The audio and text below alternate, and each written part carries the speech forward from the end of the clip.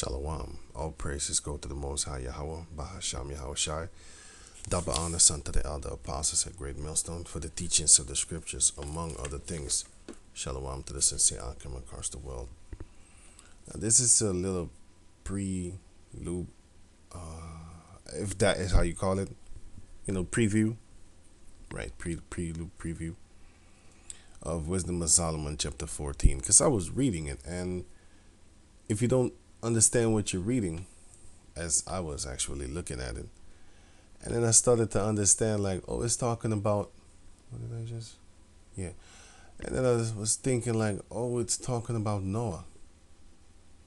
I didn't even notice it, right? So let me just get up in it, because, and this is also one of the reasons, well, it's going to explain one of the reasons why the ancient giants, the Israelites, well, the sons of God, died because they were proud, right? So it says, Wisdom of Solomon, chapter 14, verse 1. Again, one preparing himself to sail and about to pass through the raging waves, called upon a piece of wood more rotten than the vessel that carrieth him. Yeah, because you had people back in the days that was about to go and have a sail, right? And they would call upon an idol that was even, more of a piece of nothing than the little boat that he was, or that person would be traveling in to keep them safe in the midst of the sea through the raging waves. Verse 2. For verily desire of gain deviseth that, and the workman builded by his skill. Right? They desire it for gain. Verily desire of gain deviseth that. What? The sale to, worship these idols, these pieces of wood. And the workman builded by his skill. But thy providence, O Yahweh. Check out the word providence.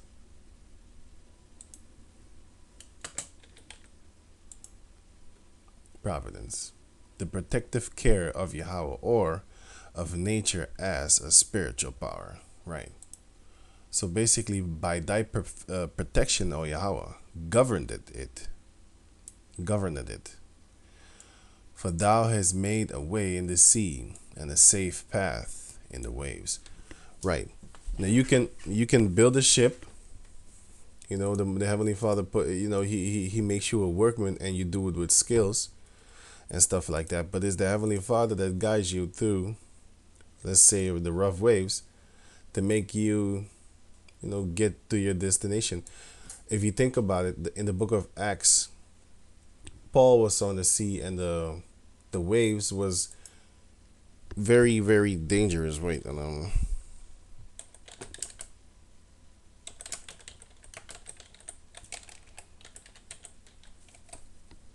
yeah, if you read Acts chapter 27, then you're going to find out what I'm talking about. The storm at sea. Then you're going to find out what I'm talking about.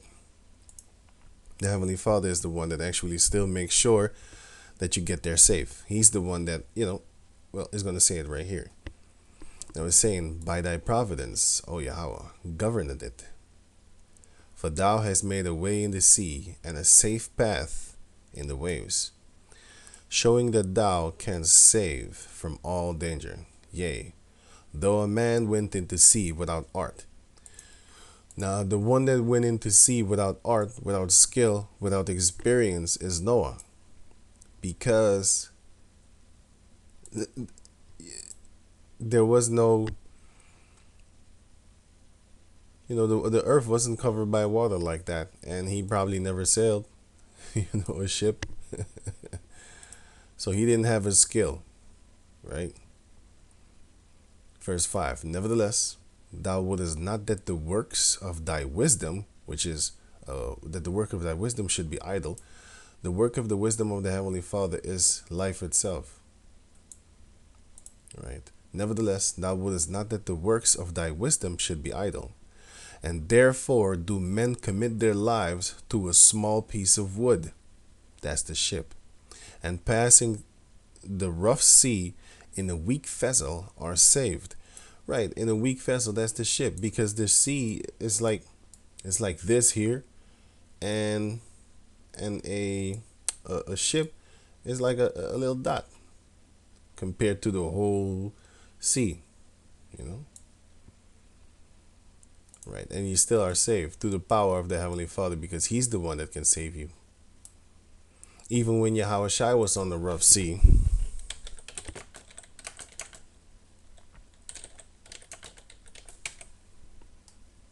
if you read the book of Mark, chapter 4, then you're going to find out what I'm talking about concerning that. He can just calm the sea, you know. Right, so going on. Now it says first where? Right. Yeah, I was scratching my eye, sorry. Verse 6. For in the old times also, when the proud giants perished, the hope of the world governed by thy hand escaped in a young, what am I saying? In a weak vessel, and left to all ages a seed of generations. So I'm going to read it again. For in the old times also, when the proud giants perished, the hope of the world governed by thy hand escaped in a weak vessel. What is the hope of the world that was governed by the hand and that escaped in a weak vessel? That is Noah. He was basically guided by the Heavenly Father, governed by his hand, and he escaped the destruction of the world that came by way of a flood, and he escaped that in a weak vessel. Because Noah, Genesis chapter 6, verse 6, I'll start at 5. I'll start at 4.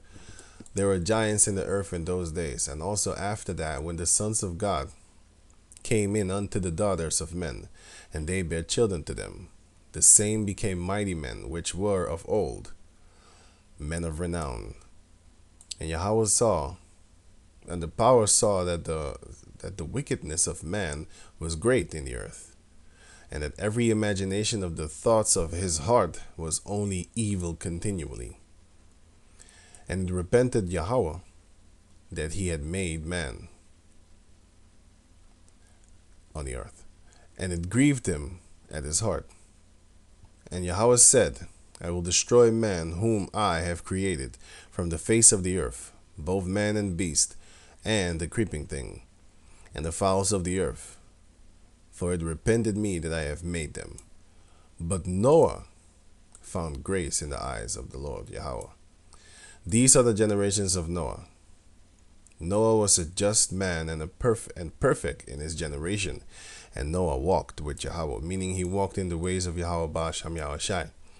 Because the law wasn't written, it was actually with the mouth, in the mind, so-called oral. I don't want to say that word because because of this world right now that we're in, it just automatically puts pornography in your mind. So that's what I wanted to say, like with the mouth, with your mind. So-called the law was oral.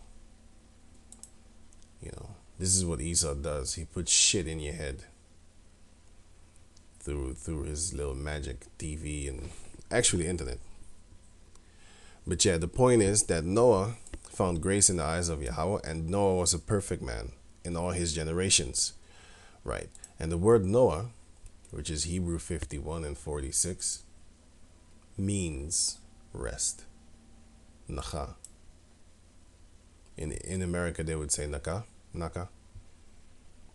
but it's nacha. Right, but you could just say naka, it doesn't matter. As long as you know I'm talking about Noah. It actually doesn't matter, but you know, tomato, hey. You know, the point is it means comfort. It actually goes into the word of comfort or rest. Let me see if I can find that here. No. Here. No. Wait. Hebrew names.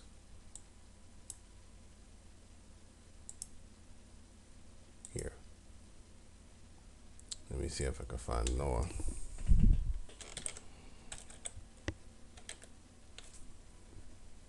Tranquility.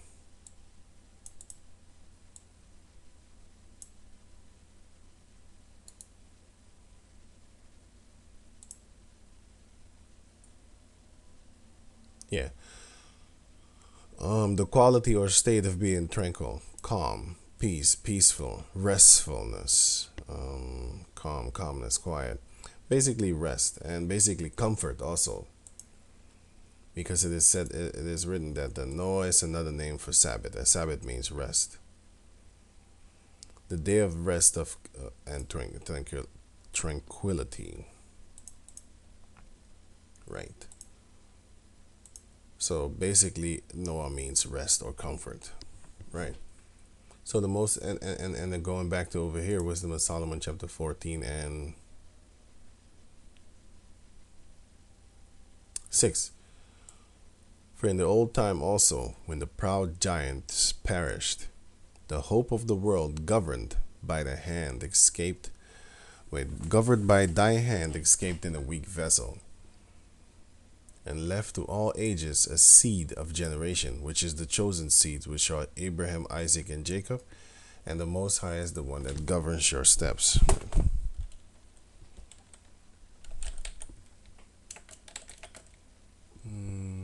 How did it go again?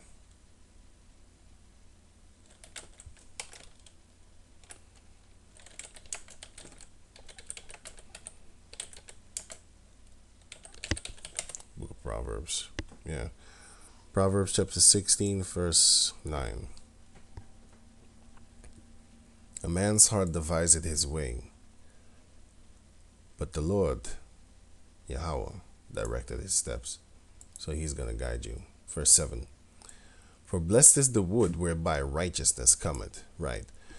For example, yeah, not example. Well, this is an example.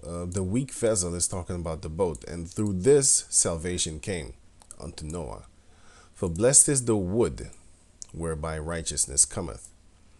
But that which is made with hands is cursed, which is an idol.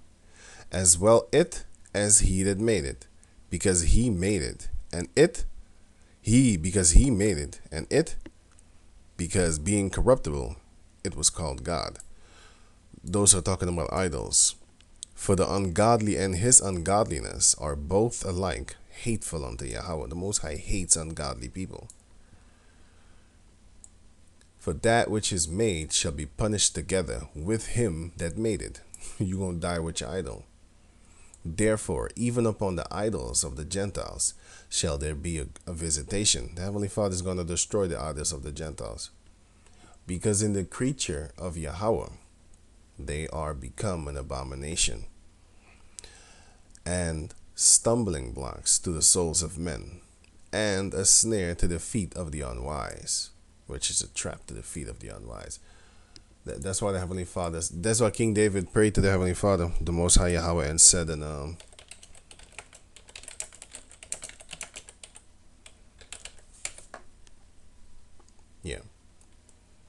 Psalms 119, verse 133. Order my steps in thy word, and let not any iniquity have dominion over me. And basically, that's it.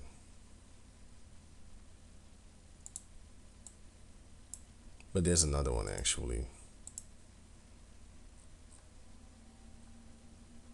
Yeah, this is what I'm looking for. Psalms 119, verse 5. Oh, that my ways were directed to keep thy statutes. Actually, that's not what I'm looking for.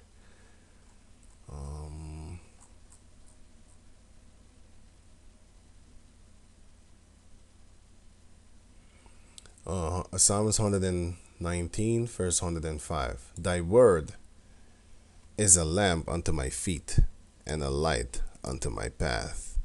Still not what I'm looking for.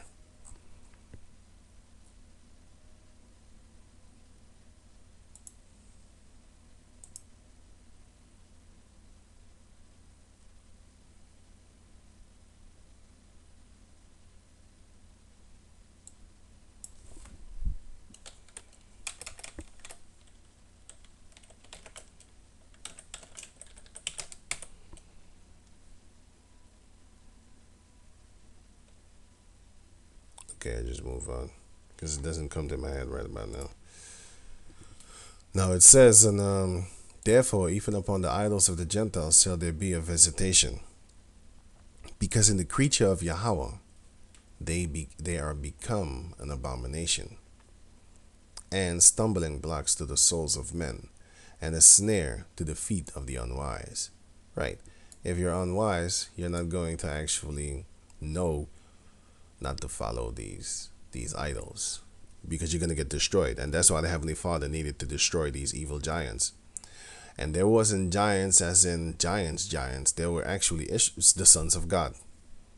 And they started with this nonsense. Because it says here, for the devising of idols was the beginning of spiritual fornication, and the invention of them the corruption of life. For neither were they from the beginning, neither shall they be forever. So in the beginning there were no idols. They was made by the sons of God, and they started to be a stumbling block unto the souls of men and to the feet of the unwise. And they became an abomination. You know, that were the idols of the Gentiles, by the way. Sorry, I made a mistake. But our people was worshiping them too. That's what I was actually trying to say also. Right, our people was worshiping them to the sons of God, because we was down with their women, and then we started following their gods, their idols. Right, for by the vain glory of men they entered into the world, and therefore shall they come shortly to an end. So we just waiting for Yahweh Ba'Shem Yahweh Shai to actually destroy all these idols that these people are making and worshiping. You're just waiting for that day. So basically, yeah, that's it. That's a quick little, how you call that thing? Preview of Wisdom of Solomon, chapter 14. And yeah, Yahweh Ratazah, I'm going to do the whole chapter, but I'm going to do it on the other channel, by the way. So with that, I'm going to say Shalom. I just felt like doing this because it's kind of interesting, you know, to know what went down before the flood and stuff like that.